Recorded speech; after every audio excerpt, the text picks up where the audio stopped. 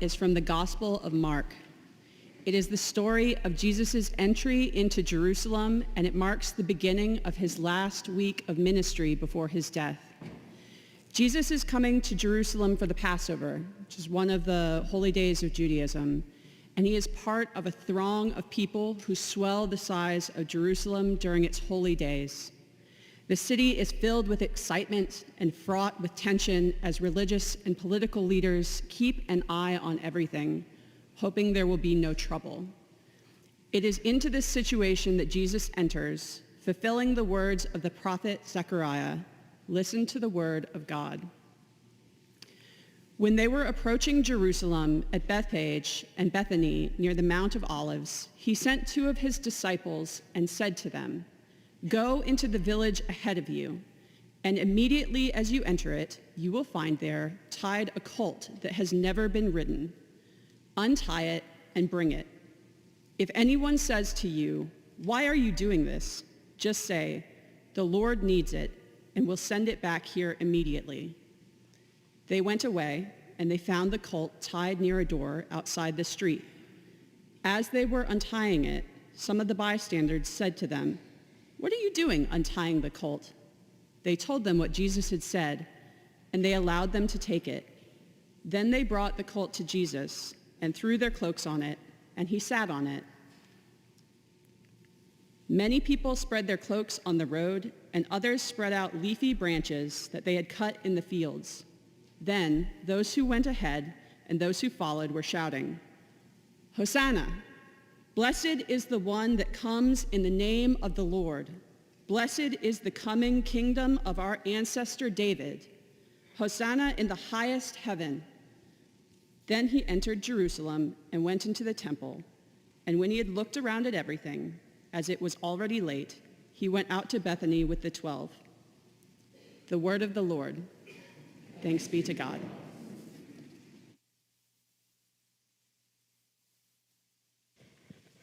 Before our sermon in just a moment, I want to pause and offer a word of thanks. It is true that around Holy Week, there's reason every year to offer a multitude of thanksgiving to people. But this year, as we simultaneously prepare for Easter and a coming renovation, I know I'm particularly grateful for people like Chris Ahern and Audrey Baker and Trish Jones, who have been making sure that the staff have been doing our job to be ready for the renovation. I'm so grateful for them. And yesterday, when there was kind of a fever pitch of work, it was Chip Fesperman and Will Frisbee who came with their compatriots from a local fitness group called F3 to move a host of pieces of furniture and boxes. So thankful for them.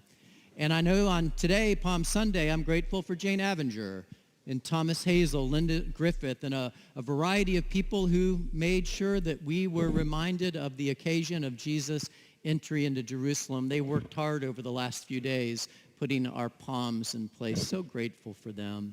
And I'm also thankful for you, the members of Davidson College Presbyterian Church, for your patience, for your generosity of spirit as we approach this renovation. The one thing I want to add to Robert's words and his announcement is that when we begin worship in this space only after Easter, the only doors to enter this building will be here, the campus side of our sanctuary. Next Sunday for Easter, you can come in whatever door you want. But beginning April 1st and all of the days afterwards, only those doors to enter the space as Choate Construction manages our renovations in the rest of the main building. And in the midst of all of that, again, thank you to you, the members of Davidson College Presbyterian Church. Now, if you were with us last Sunday, you know that there were a variety of faces and voices behind the microphones in worship. And of course, it was Youth Sunday, so I'm talking about middle schoolers, I'm talking about high schoolers, but I'm also talking about someone you don't see often, our staff associate for youth ministry, Matt Wiggins, who, because he's so often behind the scenes and working in spaces that aren't on a public stage, you might not know that he's been on a journey the last few years.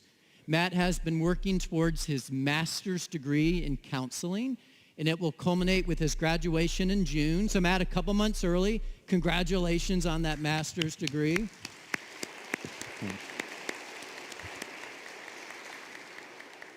Matt's master's did involve a variety of theological studies, and while those studies did not include a preaching course, I'm nonetheless going to have Matt join me for our sermon today. Think of it as a sermonic conversation, a conversational sermon, whatever you want to call it.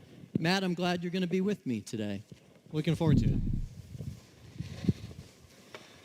Throughout the season of Lent, we have been alternating Sundays as we talk about fasting from things that are not healthy and holy, and hungering for things that are of God. And last week, our youth helped us think about fasting from judgment.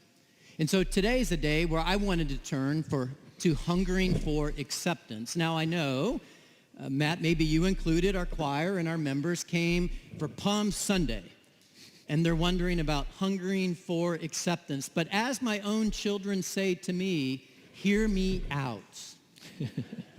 We have Jesus, the traveling teacher from somewhere more rural and removed, entering the capital city of the region of his religion, and at the very outset invites people to accept his authority, that he has a right to take a donkey, a colt, and use it for his purposes. He's inviting people to accept him as he rides that donkey, embodying the prophet Zechariah, asking people to accept that he has the right to see himself as the interpretation of that coming king. And in so doing, Jesus is inviting the crowds and the religious leaders and the political leaders to accept him and the ministry that he brings into Jerusalem. So Matt, we've got this God who made God's self vulnerable in a baby in Jesus. Now as a man makes himself vulnerable again, entering this city and asking people to accept him. So with all of that backdrop, you're the one who came to me and said, I want to talk more about acceptance. Why? Right. Well, I think for me it comes down to working with our senior preachers. Last week we had Ann and Cooper and Jack, and I sat down with them in January and we tried to figure out what we wanted to fast from. And we pretty quickly got to judgment, right? And I think we can all be on board on that. I don't find many pro-judgment people. We've all been on the receiving end of judgment, and we know how painful that is. So as we're preparing, one of the things we noticed is that they kept on having to think about this idea that we all know we shouldn't judge, but we all find ourselves doing it anyways. So while they were working on that, my kind of psychology brain is thinking about this disconnect, right? Whenever there is a distance between our intentions and our behavior, it kind of makes me wonder, is there something going on below the surface of our awareness? So that's when I started turning to the research, like who's thinking about this, who's talking about this. And one name we all know, Brené Brown. Love her work. Yeah, shame and vulnerability Yep. researcher. She writes about this, and there's another one too, her name's Kurt Thompson, who's a psychiatrist and theologian and interpersonal neurobiologist. Say that slowly one more time. Interpersonal neurobiologist. Okay. So they both worked with this idea of judgment, and their research shows that judgment is often covering our places of shame, right? A place where we feel shame, and we don't want to feel that, so we kind of put it on somebody else in the form of judgment. All right, so if folks came to worship expecting to hear about palms and they're hearing about acceptance, I will confess I don't normally think of the word shame when I think of Jesus. When I think of shame, this may be a minor example, but I think about an experience I actually had this week. Maybe you've had it too. You're walking down the sidewalk and feels like you make eye contact with someone and they smile, and so you smile, and they wave and you wave, and then you realize they're waving at someone behind you. Right? And I mean, my face starts to feel warm and my heart is beating a little faster and my mind's racing, asking where's the nearest crosswalk to exit stage right? And in full honesty, I often sometimes pretend like I was just stretching, not waving to you. But I'm actively thinking about, like I'm receding into myself and wanting to recede out of the picture, even as that person keeps coming towards me. I know that's minor, but that comes to mind when I think about that word shame. Yeah.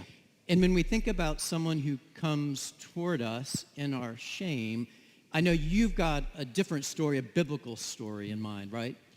Right. I think about Genesis 3, obviously, right? But Genesis 3 is the story of the first humans, Adam and Eve. They eat from the tree of knowledge of good and evil. And then what do they do next? They create the first clothes and start wearing them, and then they go and hide, right? And I think about your story of shame right there, and the idea that you tried to, I was just stretching, right? Dressing ourselves up and then wanting to hide. So that behavior of Adam and Eve, even though it's all those years ago, is incredibly familiar and not surprising to us, right? What I think is surprising is how God reacts. And again, thinking about the work of Kurt Thompson really kind of drew something out of me that I didn't realize, is that how much I was reading my own shame into that story. Because one of the things that he points out is how God approaches the first humans. One of the details that's easy to miss is that God is walking in the cool of the day right before God encounters Adam and Eve. God is walking in the garden. Yeah. He walks with me and he talks with me and he tells me I am his own. I know some of you were thinking about that hymn. I was right there. It's my grandma's favorite hymn. Oh, there we go. And I mean, the fascinating thing about that is, how do you walk with your body, right? And how do you feel the temperature of the air? Like, that's an embodied behavior too, right? So it's this idea of, well, was God in a body to come and meet Adam and Eve? We usually think about Jesus being God incarnate, right? God in the flesh. But it seems like God had a body on when God went to meet them in that moment. And then the other thing that's really fascinating, and tells me that this isn't an angry, retaliating God. This is a curious God. Because the first thing God does is ask a question, right? Where are you? And God being God, I don't think it's a geographical question. I think it's, well, what's going on inside that you're hiding from me? Like, where are you? And then a series of questions follows. And so it's really amazing to me that there is a God who is coming for them, and a God who continues to come for us today. And think about Palm Sunday. I think of God coming for Israel, for all of us, on the back of a donkey.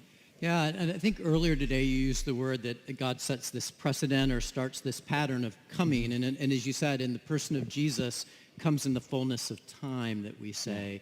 And when I think about that God who keeps coming to us, even in the midst of shame, to go back to my confession that I didn't initially think of shame with Jesus, of course, if we dig deeper, we find Hebrews 12, which says that Jesus endured the cross, disregarding its shame. And if you're not familiar with that word with Jesus, there's no more shameful way to die in the time of Jesus than on a cross. When the authorities put Jesus to death on the cross, they shamed him in front of all the people. And so this God who comes to us, who makes God self-vulnerable, invites our acceptance, instead is put to shame in the person of Jesus, and yet still comes to us. And so that's good news. Yeah. But as my preaching friend, colleague, teacher used to say, so what? So you've got good news, but we're called to offer the good news that's on target. What's the on target for the good news of a God who keeps coming even when we want to shame that God? Yeah, absolutely. Well, there's a quote, and last time I'm quoting Kurt Thompson today. But here, there's something he says a lot. He says that we all come into the world looking for somebody looking for us. Say that one more time, because I love that phrase. I've heard you say it before, and I love it.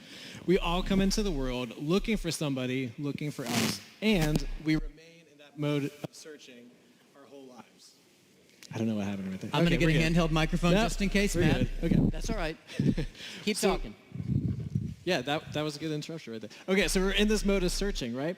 And the flip side of that searching is shame. The flip side is, we want to be known. That's what interpersonal neurobiology says, our deepest desires to be known. But shame is the idea that, well, if you really did get to know me, you're going to run the other direction. And I'm going to discover that I'm unacceptable, that I am unlovable. It's going in and out. Yeah. All right, we'll do this. It's handheld one, Ben Slay. So this idea that I'm unacceptable, I'm unlovable, you're the other direction. And that's, yeah, okay, give me 1 second here. Yeah, I got it. All right, and so because that's so painful to us, we reenact Adam and Eve, we dress ourselves up, and we hide, right? So I think the invitation there is to be a community of people that are following God's example of coming for each other, right? If shame is the embodied experience of, if you really see me, you're going to not want to have anything to do with me, then we need to be embodying a message of, I see you and I'm staying with you. Easier Right? said than done, though, right? Absolutely. Easier said than done. But what happens is when you accept me, when you make room for me, it gives me a place to share my vulnerability, the places of my shame. And what happens is that shame grows in darkness, but dies in the light, right? When we bring it out, it has a chance to be healed. And often what we find in our groups is that my vulnerability invites your vulnerability. And we build this imagination for, I think, a time that's coming when we will be truly known and be completely without shame again. Which sounds good, right? It sounds good. But I mean, for how does the community live into that? Or why are we living into that? Yeah, well, to be honest, it's a really difficult thing, but we're living into it because that's the example that God set for us from Eden all the way through Scripture to today. And something I do want to say is it's not an easy thing to do. In fact, 85 years ago, Dietrich Bonhoeffer wrote his work, Life Together, and one of the things he talked about how even then the church was forgetting that they had been given this ministry of listening, he called it. This ministry of listening, it was a ministry given to us by the one he calls the great listener. So this is not a new struggle, this attempt to create room for each other, to listen, to stay in the room, but I think it's one that God means for us to take seriously. I'm going to be vulnerable for a minute. I know I read Life Together, but I didn't remember that term great listener when you brought it up last week. What I do remember about Dietrich Bonhoeffer is he was a German theologian, and Life Together was partly in response to the African-American church experience that he found when he came to this country, something about their life together that was part of the genesis of that book that he wrote. But I didn't quite remember the great listener, so thank you for reminding me of that. And I actually, I wasn't thinking of that term, obviously, but there was someone who recently invited me to better embody that great listener. It was a church member. We were talking about how to live more humbly in life.